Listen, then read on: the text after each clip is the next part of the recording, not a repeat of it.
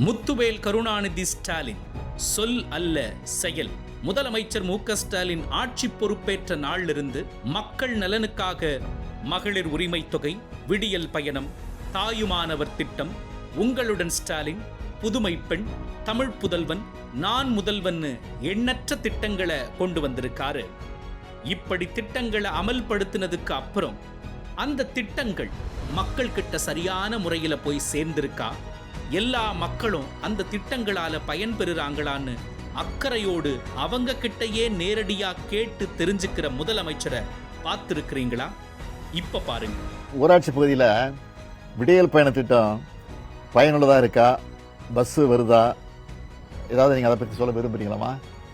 கண்டிப்பாக விடியல் பயணம் திட்டத்துல நமது கோவளம் ஊராட்சியில 3000 பெண்மணிகள் பயன்பெறாங்க. பாத்தீங்கன்னா மாதத்துக்கு 2500 ரூபாய் சேமிப்பா இருக்கு.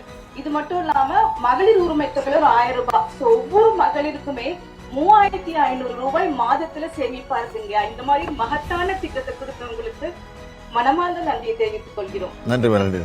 ஒரு திட்டத்தை அமல்படுத்தினதோடு இல்லாம அது முறையா மக்கள் கிட்ட போய் சேர்ந்திருக்கான்னு கண்காணிச்சு, நடைமுறை சிக்கல்கள் இருந்தாலும் அதையும் சீர் செஞ்சு தானே நேரடியா மக்களின் நலனை உறுதிப்படுத்துற முதலமைச்சர் சமகாலத்துல இந்தியாவிலேயே வேற எந்த மாநிலத்திலையும் இல்லை. அவர்தான் முத்துவேல் கருணாநிதி ஸ்டாலின்.